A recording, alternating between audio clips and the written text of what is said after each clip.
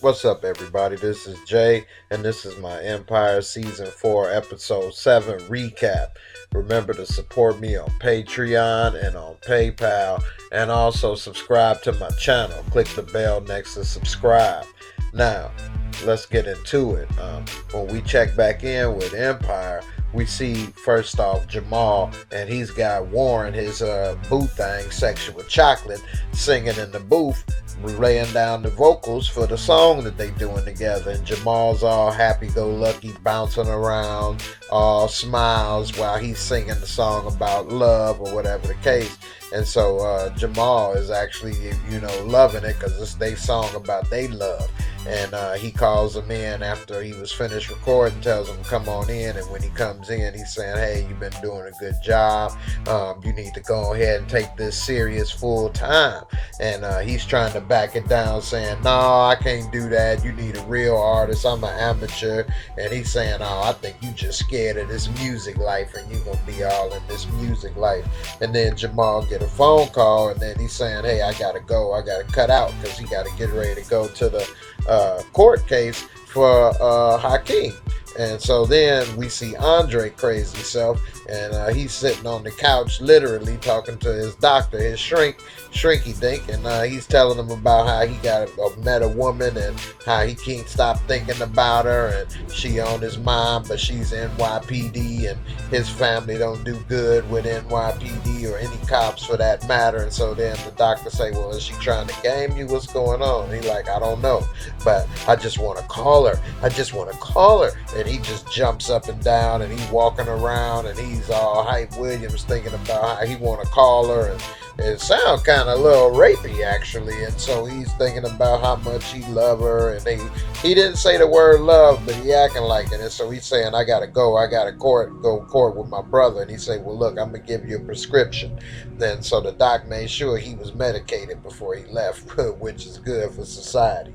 Meanwhile, Lucius is back at the house, and he's making sure that these guys don't mess up his plane. And he telling them, hey, that's an original. Be careful, please. And right when he was done, here comes Cookie and Hakeem and his girl. And so they all walking in, and they saying, hey, he sounds like the old Lucius. So she's saying, yeah, he does. Is he back? And right when she said that, he at the door say, hey, stop talking about me like I ain't here. Yeah, I'm back. So now they show them walking into the courtroom, and there's reporters everywhere. You think it's the OJ case going down. And one of the reporters say, what's this day mean to you? And he said everything. And so now everybody walking in the court, everybody all smile. Well, they ain't smiling, but everybody is all interested in what's going on. And then they see Anika, and so she try not to look, and then she sees Stella got a groove back, and he say, why don't we just put this beef behind with me and your mother? He say, well, I ain't my mother. She say, well, you got bitch tendencies like her, and walk off. Now they show the judge, and she's laying down the ground rules for court, and she's saying, hey, it's not going to be any cameras, so I want all the cameras out. So then they start putting all the cameras out. She say, also, if you got a sign, put it up. And so Judge, she got this Jerry girl. They might as well call her, instead of Judge Judy, Judge Jerry. And so she's letting everybody know the ground rules and how everything is going to go down. She's letting everybody know what she will and will not accept. And if they don't abide by her rules, they'll find themselves under the jail. And then Cookie Lion says, preach. And then Judge Jerry say, I don't speak hooligan, which pissed Cookie off and shut her up real quick. And also it gave a little ammunition for Anika's family to smirk and smile, which pissed off Cookie and the Lions. And then Anika and Stella got a little smile back on their little side, laughing, and Cookie got checked. And so Hakeem and his lawyer are sitting there, and they ready to go to battle for the rights of little baby Bella. And so the judge is giving, the Judge Jerry's telling about how normally it's not one parent in these situations that's a good parent, but she's here to find out what's the best case for for baby Bella. And then this little idiot with a Free Bella shirt jump up talking about Free Bella Lion like she's some type of political prisoner. And so the judge tossed his butt out the dang on courtroom right after that. And so everybody is looking and thinking, what an idiot. And so now the judge calls up for the first opening argument Stella. And so he gets up and he starts talking about why it's a better situation for Bella to be with Anika, because the lions are dangerous, and if she lived with them, she'll probably be injured or harmed. And that pissed off Cookie, because she get mad. She's saying, why don't they object? And Cosby said, well, it's an opening statement, he could say whatever he want to say. And so he continues throwing shade their way like he was a palm tree or something. And he's telling them about how, if she lives with them, she'll be harmed, dead, or even worse. And so making everybody think that he said Hakeem is a wannabe playboy rapper, and he's a B artist at best, and he just throw a lot of unnecessary shade their way to try to piss them off pretty much, and get them out of their comfort zone. So then he calls Anika to the stand, and he asks her a question, and she's saying, yeah, originally I didn't want the pregnancy, but then I realized it's what I wanted more than anything. And then Cookie said, except for Lucius's money and Hakeem's ding-a-ling. And so Hakeem is saying, I'm the one that she knows, Bella, I'm the one that's there for her. And she's saying, look, I don't blame Hakeem about not having good parenting skills. He didn't have any, which made Cookie call her a bitch. And so then we see Hakeem, and he's saying, I never dropped her. I always there for her, cook, clean. I'm always there for her, do everything. And so now we see Stella, and he's starting to question Hakeem, and then he's questioning back.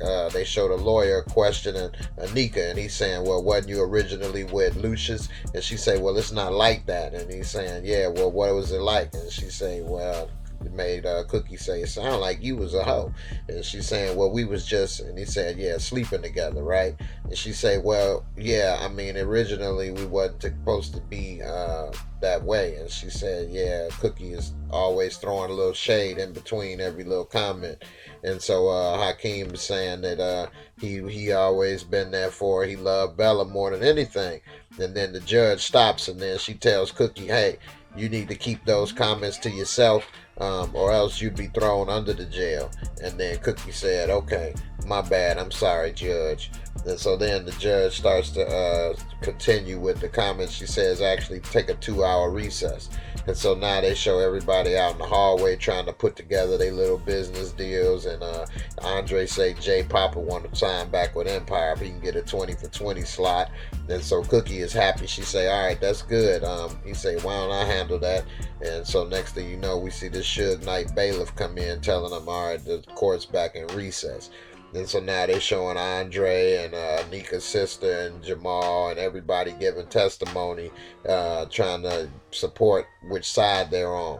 And then we see Tiana, and she's talking about how she loves Bella, and how, yeah, Jamal had a lot, Hakeem had a lot of women, but Bella's the one that stole his heart. And Hakeem, he's all happy about what's going on. And then here comes Stella, and he comes hard with the questions.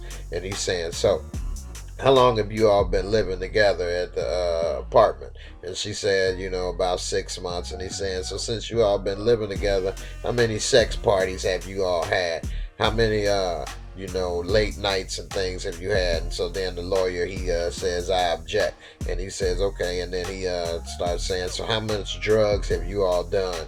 How much cocaine? How much crack you all smoke? What are you all doing? And she's saying, we don't do drugs. We don't do that. And he's saying, and so he's going hard at her like she a murder suspect. And then Judge Scary Curl try to tell him to stop. And in the end, he stopped, but it leaves Tiana crying on the stand.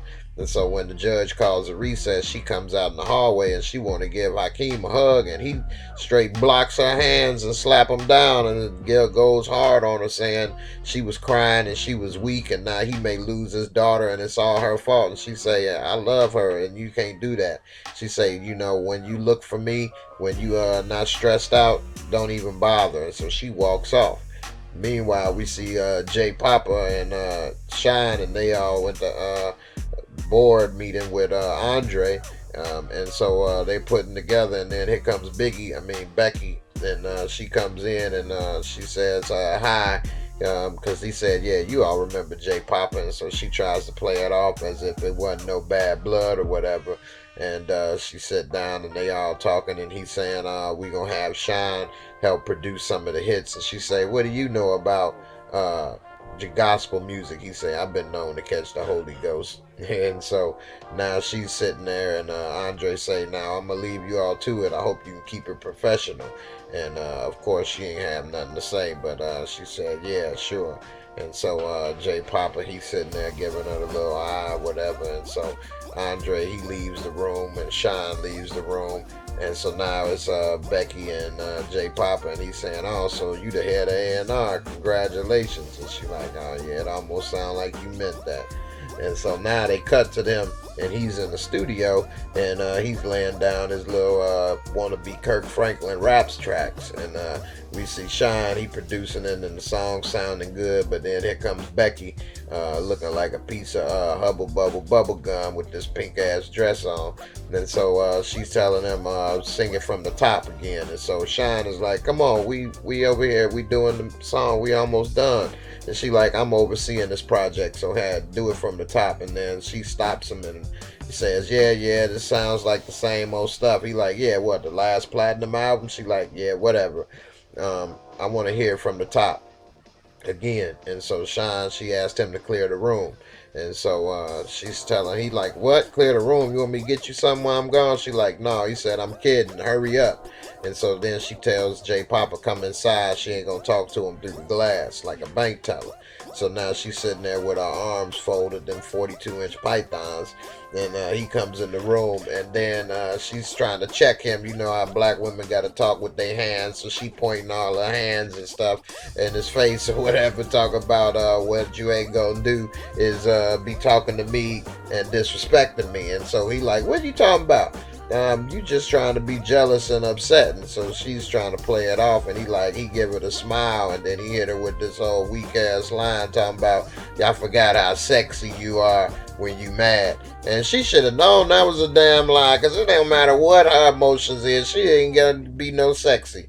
But of course she fell for it, and he started kissing her, and then next thing you know, he trying to pull his soldier out and send him in the undisclosed location down low. I don't know what the hell he is. He's something else. He a dirty dude. He must got the Lord on his side, because that was a suicide mission sending it down there. That's like hot and tight enough to create a diamond down in there. I don't know what the hell he doing. So meanwhile, we go back to the court the next day, and Judge Scary Curl, she ready to lay down the law and make sure that everything go as planned. And so now they got Cookie on the damn stand, and Cookie is trying to talk about why it's good for Hakeem. He's a good parent, and the lawyer is asking, "So you wasn't around for a while. What happened?" And she said, "Well, I was in jail for 17 years, and I made some mistakes. And I see now that Hakeem, he's doing a good job, and he's the parent that I wasn't able to be. And I'm proud of him." And she's singing all this good stuff about Hakeem and the family. And she's saying how she loved Bella, and how Bella made a positive change in her life. She even shed a tear or two, and bring a little Scary Curl to tears her damn self almost. And so now it seemed like everything going good, but then here come Haterade. He just drank a nice cup of Haterade. So Stella come on back, and he's saying, "So, is it true that you and Miss Anika were having a fight, and you physically threatened her?" And she's saying, "Well, it takes two to tango, and actually we were having a fight. I didn't actually assault her." And she's saying, "So what actually happened is didn't you threaten to cause bodily harm, and would you possibly cause bodily harm to Stella? Is it true you was upset when you saw Anika living in your house, and your husband was gonna marry her, a more attractive younger woman, and get rid of you?" And she like, "No, that's not the case. That ain't exactly how it was. He was actually with somebody else. She didn't come along till later." Then you say, "Okay, well, is it true that you jealous and possibly want to get rid of her?" And then Judge Scary Curl is trying to tell him to calm down, because he's pretty much getting upset and making it personal, and he's all in her face saying, "Is it true you want to pistol whip me?" And she like, "Is that what you want me to do?" And so he walks off, and now they kind of made her look bad in a way. And so the judge called for a recess. And so now they out in the hallway, and little Lulu, he talking about he want to go on the stand. And they like, well, I don't think that's a good idea. Everybody trying to talk him down, saying that ain't a good idea, and this and that. He like, look, ain't no way he gonna come up here and talk about everybody else. I want to have something to say. And he like, look, Hakeem, it's your choice, it's your baby, what you want? And he say, I trust you, Dad. And so he like, all right, bet, let's do this. And so he ready to go on the stand. And so when he get on the stand, he goes back and plays his little role of not remembering anything. And he's saying, well, is it true you were considered one of the most dangerous men by Rolling Stone magazine? And so then Lucius say, well, I don't know. I don't remember a lot of stuff. I guess I was a bad guy, but I don't know. And then Cookie starts smiling, saying, oh yeah, he know what he doing. And he like, well, I don't remember everything, but if you want to bring up some stuff, that's fine about me, but I thought we were here for Bella. And he like, yeah, Bella, that's what we're here for. He like, well, I remember Bella. She gave me a lot of good memories, and I love her, and she's really good, and Hakeem loves her too. I don't know what we do without her. She's a good baby. And so he just playing the little boo-boo the fool role, and he actually, you could tell he back now, because he back to being manipulative as ever. And so he pretty much left Stella without no further questions, looking stupid with this stupid look on his face. And so now they out in the hallway, and Hakeem is asking the lawyer, so what do you think? How's it looking? And he's saying, well, it's hard to tell. And he's saying, but look, you young, so you still got it. He say, don't say I can still make babies. You know what? You fired, man. And so he like, wait a minute, don't do that, Hakeem. You don't mean that. He like, I do mean that. So he start walking off, and Cosby Jr. is trying to talk to him and say, hey man, this ain't a good move. You shouldn't try to represent yourself. He like, man, I'm gonna do what I gotta do and fight for my baby.